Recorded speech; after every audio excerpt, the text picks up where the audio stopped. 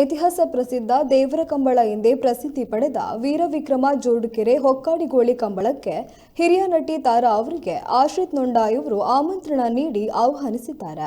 ಚಿತ್ರನಟಿ ತಾರಾ ಬಹಳ ಹೆಮ್ಮೆಯಿಂದ ಕಂಬಳದ ಆಮಂತ್ರಣವನ್ನು ಸ್ವೀಕರಿಸಿದ್ದು, ಹೊಕ್ಕಾಡಿಗೋಳಿ ಕಂಬಳಕ್ಕೆ ಬಹುಭಾಷಾ ತಾರೆ ನಟಿ ತಾರಾ ಆಗಮಿಸುವ ನಿರೀಕ್ಷೆ ಇದೆ.